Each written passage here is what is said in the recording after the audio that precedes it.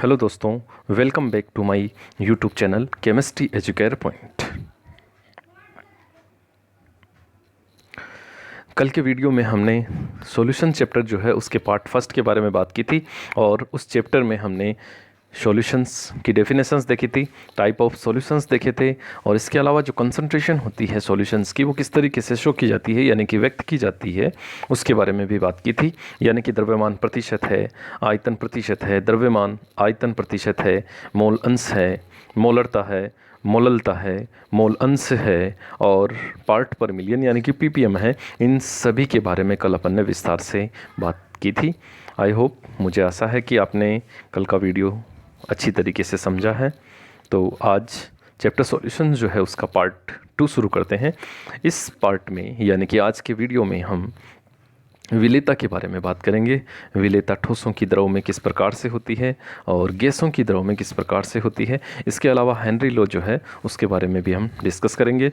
तो शुरुआत करते हैं सबसे पहले विलेयता। विलेयता की यदि हम बात करें तो विलेयता का अर्थ होता है कि किसी भी पदार्थ की या किसी भी विलेय पदार्थ की विलायक में घुलने की जो प्रवृत्ति होती है उसे ही अपन क्या कहते हैं, विलेयता कहते हैं।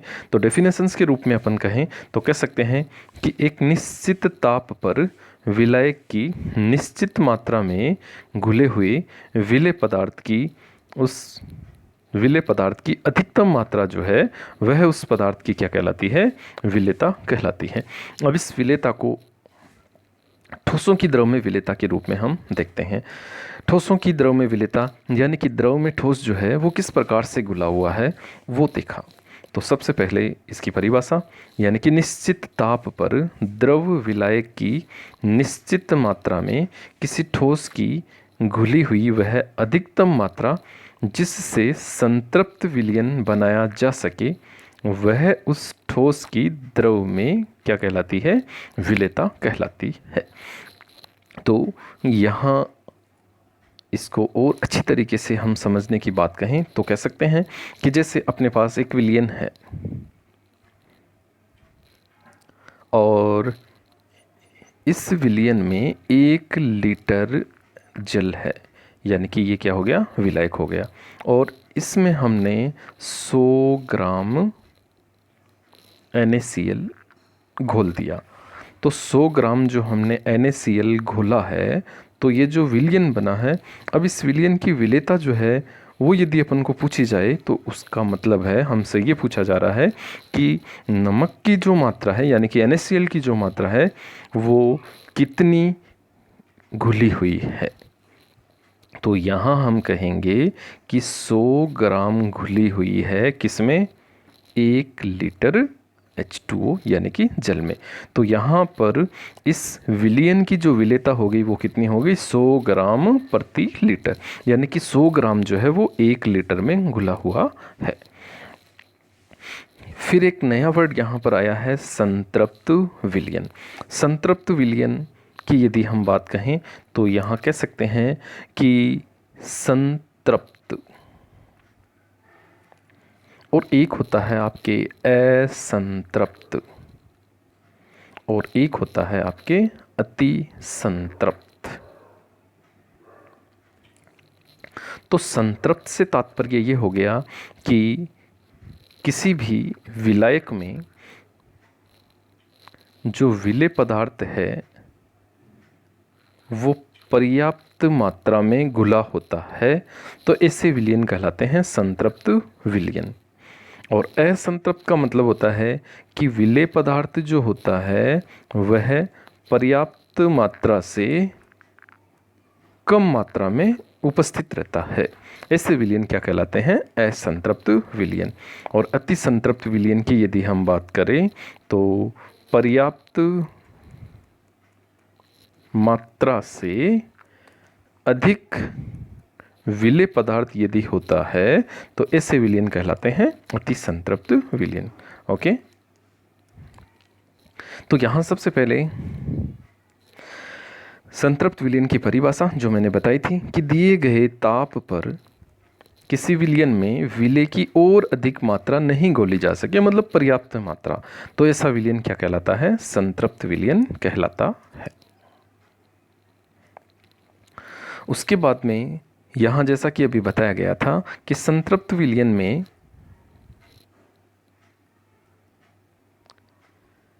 विलय की दी गई मात्रा में घुला हुआ और विलय की अधिकतम मात्रा कहलाती है। तो इस तरीके से अपन इसको बता सकते हैं। दूसरा, असंतृप्त विलयन, जैसा कि मैंने अभी बताया कि अधिकतम मात्रा से कम यानी कि पर्याप्त मात्रा से कम मात्रा हो। और अति संतृप्त की भी बात मैंने अभी बताई थी कि अधिकतम मात्रा में घुला हुआ हो, यानी कि जितनी मात्रा पर्याप्त है उससे भी अधिक मात्रा में यदि होता है वैसा विलयन कहलाता है अति संतृप्त विलयन। ओके, अब वापस मुख्य पॉइंट पर हम आते हैं। ठोसों की द्रव में विलेयता, यानी कि ये जो ठोसों की द्रव में विलेयता है, यानी कि किसी भी ठोस को यदि हम द्रव में घोलते हैं तो उसकी विलेयता जो है उसको प्रभावित जो है वो कौन कौन से कारक करते हैं, यानी कि कौन कौन से कारक विलेयता को प्रभावित करते हैं। तो सबसे पहला कारक है विलेय और विलायक की प्रकृति।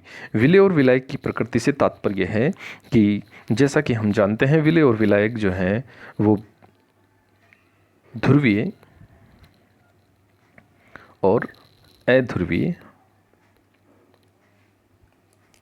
हो सकते हैं। इसके अंतर्गत जो है हम ये कह सकते हैं कि सेम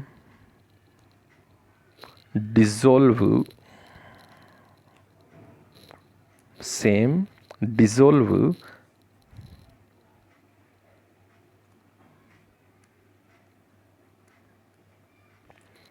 लाइक सेम, यानी कि समान पदार्थ को ही घोलता है। जैसे अध्रुवीय पदार्थ जो है वो अध्रुवीय में ही घुलता है और ध्रुवीय पदार्थ जो होता है वह ध्रुवीय पदार्थ में ही घुलता है। ओके, तो यहाँ जैसा कि हमने कहा अभी कि समान को घोलता है, यानी कि ध्रुवीय पदार्थ ध्रुवीय में ही घुलता है और अध्रुवीय पदार्थ अध्रुवीय में ही घुलता है। तो यहाँ एग्जाम्पल के रूप में अपन ने कहा आयनिक ठोस जो है वो मुख्यतया ध्रुवीय यौगिक होते हैं, ध्रुवीय यौगिक। और जल जो है वो भी एक प्रकार का ध्रुवीय विलायक होता है। तो ये जो ध्रुवीय हैं ये इस ध्रुवीय जल में यानी कि विलायक में घुल जाते हैं। और सहसंयोजक ठोस यानी कि जैसे नेफ्थलीन है, एंथ्रेसीन है, बेंजीन है, ये सारे क्या होते हैं, अध्रुवीय होते हैं। तो यहाँ जैसे बेंजीन CCl4 ये क्या हो गए, अध्रुवीय विलायक हो गए। तो ये जो अध्रुवीय विलायक हैं इनमें ये जो अध्रुवीय पदार्थ यानी कि नेफ्थलीन और एंथ्रासीन यही घुलते हैं। यदि हम कहें कि बेंजीन में NaCl घुलें, बेंजीन में NaCl घुलें तो बेंजीन में NaCl नहीं घोल सकते क्योंकि NaCl ध्रुवीय है और बेंजीन क्या है, अध्रुवीय है। ठीक इसी प्रकार हम कहें कि जल में यदि नेफ्थलीन घोलें तो ऐसा संभव नहीं है। क्यों? क्योंकि जल ध्रुवीय है और नेफ्थलीन क्या है, अध्रुवीय है। ओके, दूसरा फैक्टर लेते हैं हम ताप का।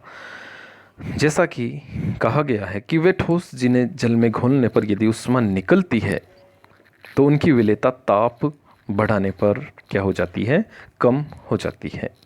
और कुछ पदार्थ ऐसे होते हैं जिन्हें यदि अपन जल में घोलते हैं तो ऊष्मा वो क्या करते हैं, अवशोषित करते हैं। तो ऊष्मा अवशोषित करते हैं तो उनकी विलेयता यदि हम ताप बढ़ाएंगे तो विलेयता क्या हो जाती है, बढ़ जाती है। तो यहाँ एक नियम भी काम करता है कि ला सातल्य नियम जो है उसने क्या कहा है कि यदि कोई प्रक्रम ऊष्मा सेपी होता है, कोई प्रक्रम कैसा होता है, ऊष्मा सेपी। ऊष्मा सेपी का अर्थ है कि ऐसी अभिक्रियाएं जिसमें ऊष्मा का क्या होता है, उत्सर्जन होता है। तो यदि अपन किसी विलेय पदार्थ को विलायक में घोल रहे हैं यानी कि किसी ठोस को यदि अपन द्रव में घोल रहे हैं तो वहाँ पर यदि ऊष्मा का उत्सर्जन होता है तो वो प्रक्रम हो गया ऊष्मा सेपी।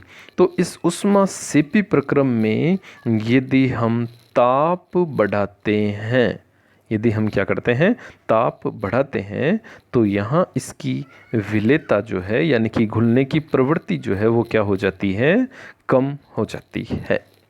और दूसरा यदि हम कहें उष्मा शोषी का अर्थ यानी कि उष्मा का क्या होता है, अवशोषण होता है।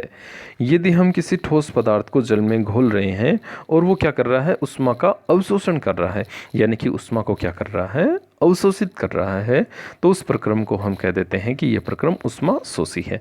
अब यदि इस प्रक्रम में हम ताप बढ़ाते हैं, यहाँ हम क्या करें, ताप बढ़ाएं, तो यहाँ हम ताप बढ़ाएंगे तो विलेयता क्या हो जाती है, बढ़ जाती है।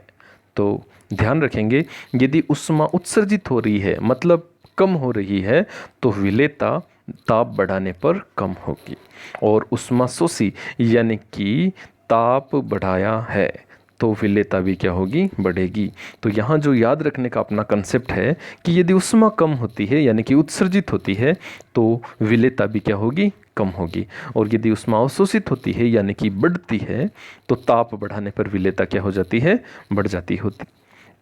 इनके एग्जाम्पल जो हैं वो विशेष तौर से ध्यान में रखेंगे। CaO है, Na2CO3 है, ये आपके उष्मा सेपी का हो गया।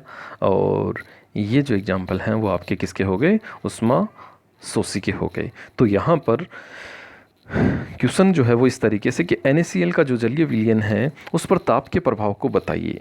तो यहाँ अपन को ये देखना है कि NaCl का जो विलयन है वो किस प्रकार का है, उष्मा शोषी। उष्मा शोषी मतलब ताप बढ़ाने पर विलेयता क्या हो जाती है, बढ़ जाती है। इस तरीके से इसको अपन याद कर सकते हैं। चलते हैं आगे। तीसरा फैक्टर, दाब। यदि दाब की हम बात करें तो ठोस और द्रव जो होते हैं उन पर दाब नहीं लगाया जा सकता, यानी कि ठोस और द्रव जो है वो क्या होते हैं, असंपीड्य होते हैं। तो जब दाब लगाया ही नहीं जा सकता है तो इसकी विलेयता पर दाब के प्रभाव को हम नहीं बता सकते, यानी कि विलेयता जो होती है ठोसों की द्रव में वह दाब से क्या रहती है, अप्रभावित रहती है।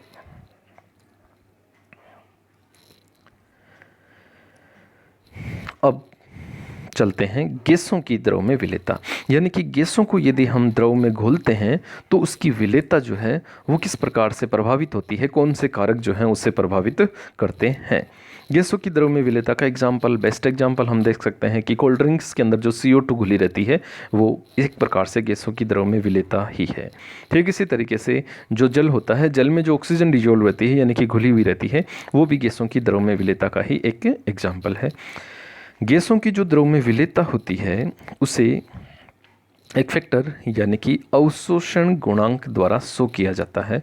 अवशोषण गुणांक का मतलब क्या होता है कि कोई भी गैस जो है उसका ml में आयतन जो 1 ml जल में घुला होता है उसे ही हम क्या कहते हैं, अवशोषण गुणांक। यानी कि कह सकते हैं कि 1 ml जल में 1 ml गैस घुली हुई है तो वो मात्रा या वो जो आयतन है वो क्या कहलाता है, अवशोषण गुणांक कहलाता है।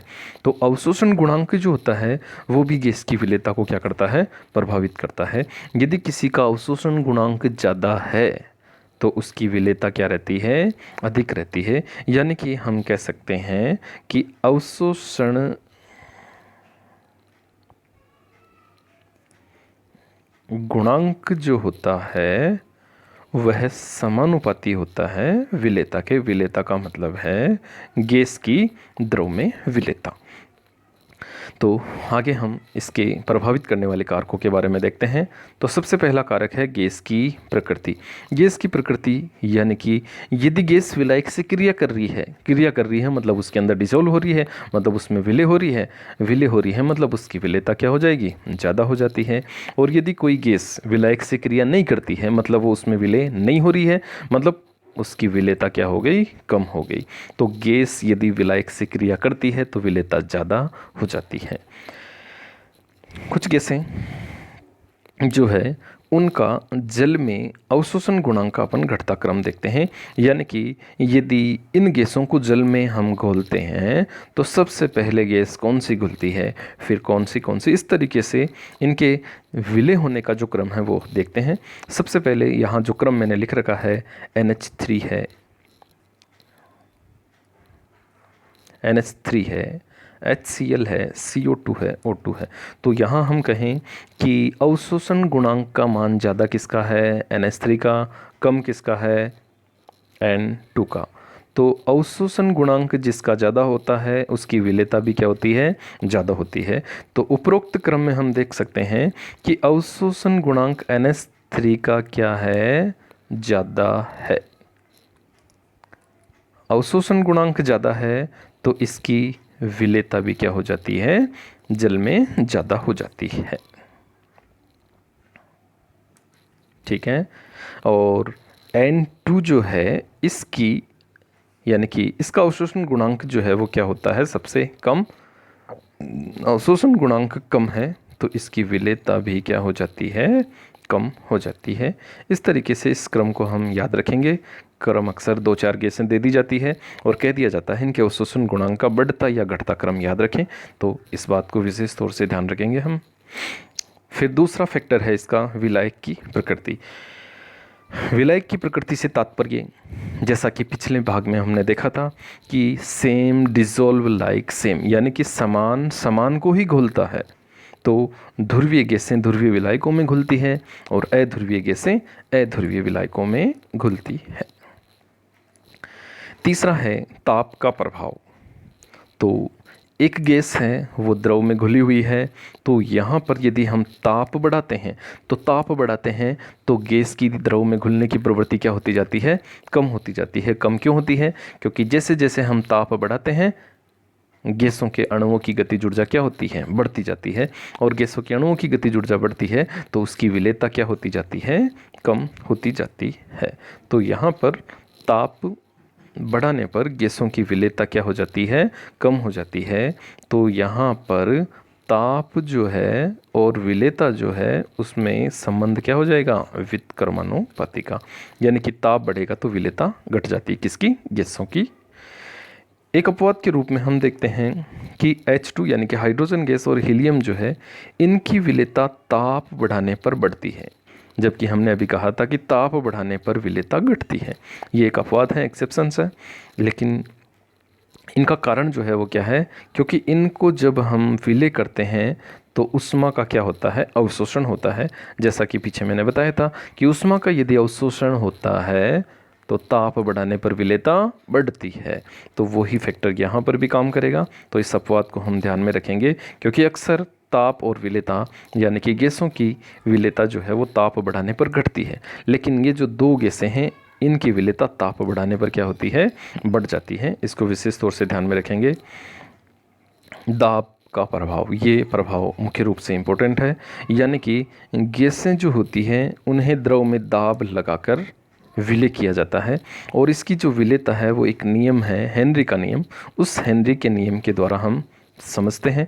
तो चलते हैं हेनरी के नियम में।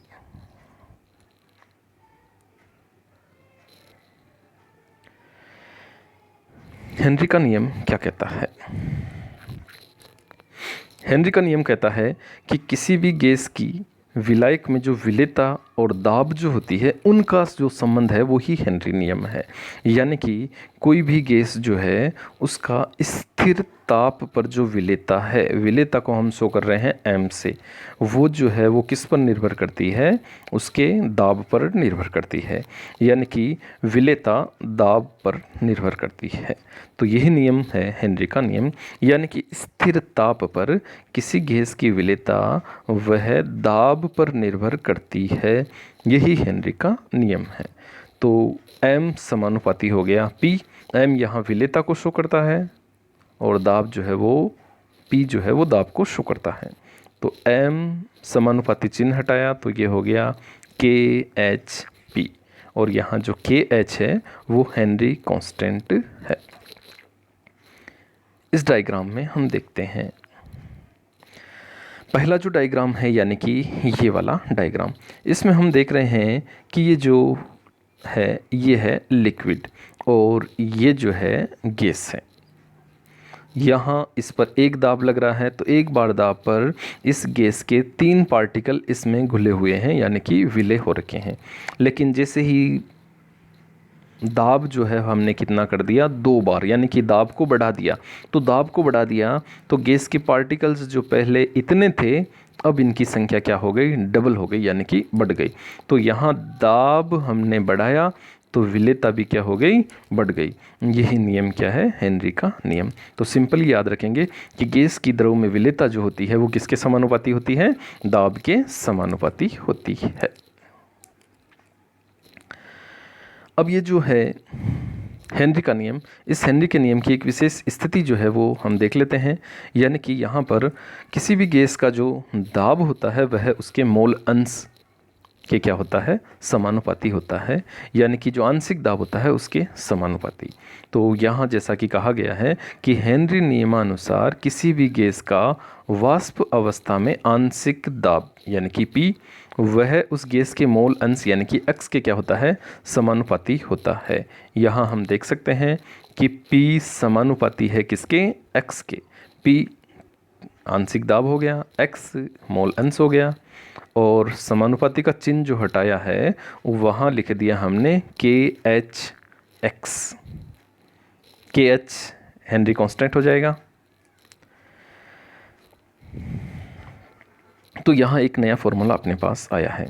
यहाँ हेनरी कांस्टेंट KH बराबर हम लिख सकते हैं x/P, यानी कि मोल अंश अपॉन आंशिक दाब। तो यहाँ पर हम देखते हैं कि KH और जो दाब है उसमें एक रिलेशन आया है कि हेनरी नियतांक जो है वो दाब के क्या होता है, व्युत्क्रमानुपाती। यानी कि जैसे जैसे हेनरी कांस्टेंट बढ़ता है प्रेशर कम होगा, या यदि प्रेशर कम होता है तो हेनरी कांस्टेंट क्या होता जाएगा, बढ़ता जाएगा। तो यहाँ पर एक बात निकल कर आती है कि जो हेनरी कांस्टेंट होता है यानी कि KH और जो प्रेशर होता है उसमें क्या रिलेशन हो गया, व्युत्क्रमानुपाती। यानी कि प्रेशर यदि बढ़ा तो हेनरी कांस्टेंट क्या हो जाएगा, घट जाता है। ओके,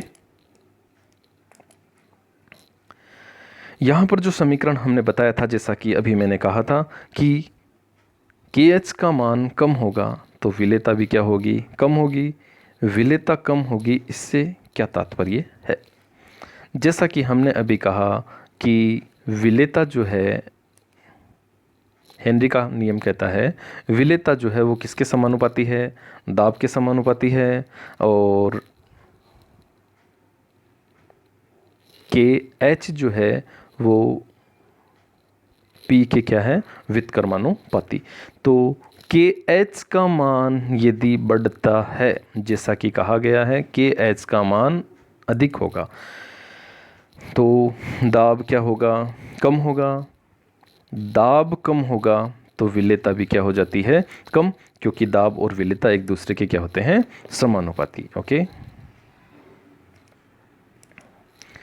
उसके बाद में यह नोट ध्यान रखेंगे कि अक्रिय गैसें जो होती है उनके हेनरी नियतांक का मान क्या होता है, ज़्यादा होता है। और हम जानते हैं यदि किसी के हेनरी नियतांक का मान ज़्यादा है इसका मतलब उसकी विलेयता क्या हो जाती है, कम हो जाती है। और यदि इसकी विलेयता कम होती है इसका मतलब वह कम विलेय होती है, यानी कि कम घुलती है।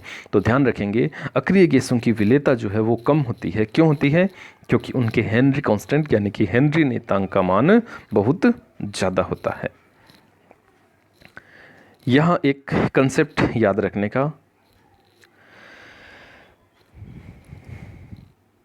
जलीय जंतु गर्म जल की तुलना में ठंडे जल में अधिक सुविधाजनक स्थिति में रहते हैं। ये गर्म है और यह ठंडा जल है। गर्म जल है यानी कि टेम्परेचर क्या है, ज़्यादा है। टेम्परेचर ज़्यादा है इसलिए विलेयता क्या हो जाती है, कम। तो जल के अंदर ऑक्सीजन की क्या हो जाती है, कमी। और जल के अंदर यदि ऑक्सीजन की कमी हो जाती है तो वहाँ पर जो जीव जंतु होते हैं वो सुविधाजनक तरीके से नहीं रह सकते। जबकि जो ठंडा जल है यानी कि वहाँ पर टेम्परेचर क्या है, कम है। टेम्परेचर यदि कम है इसका मतलब गैसों की विलेयता क्या है, ज़्यादा है। मतलब ऑक्सीजन उस ठंडे जल में ज़्यादा घुली हुई है, ऑक्सीजन ज़्यादा घुली हुई है ठंडे जल में। इस कारण जो जलीय जंतु होते हैं वो सुविधाजनक रह सकते हैं। इस तरीके से इस कंसेप्ट को हम समझा सकते हैं। ओके, अब यहाँ पर हम जो है मोल अंश और आंशिक दाब जो है उनके बीच में रिलेशन देखेंगे।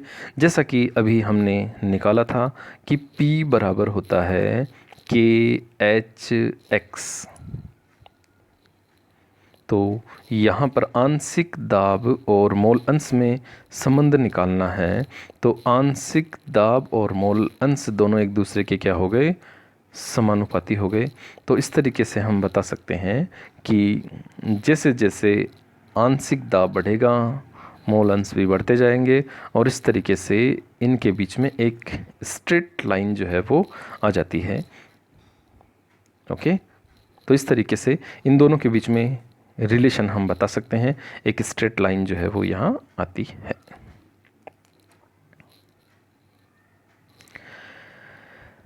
हेनरी नियम के कुछ अनुप्रयोग हैं। हमारी जो डेली लाइफ है उसमें हेनरी नियम जो है उसके कुछ अनुप्रयोग में सबसे पहला अनुप्रयोग है कि पहाड़ी इलाकों में यानी कि ऊंचे जो पहाड़ी स्थान होते हैं वहाँ पर वायु में ऑक्सीजन की मात्रा क्या रहती है, कम रहती है। कम रहने का कारण क्या है कि वहाँ पर वायु दाब क्या रहता है, कम। दाब कम है तो विलेयता भी क्या रहेगी, कम रहेगी। और विलेयता कम होने के कारण यानी कि ऑक्सीजन कम होने के कारण रक्त में ऑक्सीजन की पर्याप्त मात्रा नहीं रहती है। और हम जानते हैं कि यदि हमारे शरीर में ऑक्सीजन की मात्रा पर्याप्त नहीं हो तो शरीर जो है वो क्या होने लगता है, कमज़ोर होने लगता है। हमारे सोचने समझने की क्षमता भी क्या हो जाती है, कम हो जाती है। और ये जो बीमारी है या ये जो लक्षण है वो क्या कहलाता है, एनोक्सिया कहलाता है। तो इस एनोक्सिया से बचने के लिए जो पर्वतारोही होते हैं वो अपने साथ क्या करते हैं, गैस सिलेंडर जो है वो लेकर जाते हैं ताकि उन्हें इस प्रकार की स्थिति का सामना करना नहीं पड़े। दूसरा एग्जाम्पल हम देखते हैं कोल्ड ड्रिंक्स की बोतल्स। कोल्ड ड्रिंक्स की बोतल जो होती है यानी कि शीतल पेय की बोतल होती है उसमें क्या विलय रहती है, CO2 विलय रहती है। तो उसमें जो CO2 विलय की जाती है वो CO2 अधिक दाब पर भर दी जाती है, क्योंकि दाब जितना ज़्यादा होगा CO2 की विलेयता उसमें उतनी ही अधिक होती है। ये इसका दूसरा उपयोग हो गया। तीसरा चलते हैं समुद्री गोताखोर जब समुद्र में जाते हैं। तो जैसा कि हम जानते हैं कि समुद्र में जाने पर दाब क्या होता है, बढ़ता है। तो दाब बढ़ता है तो विलेयता भी क्या होगी, बढ़ेगी। लेकिन विलेयता बढ़ने के साथ साथ यहाँ पर एक स्थिति और आती है कि वायु जो हम ले रहे हैं उसमें ऑक्सीजन के साथ क्या रहती है, नाइट्रोजन भी रहती है।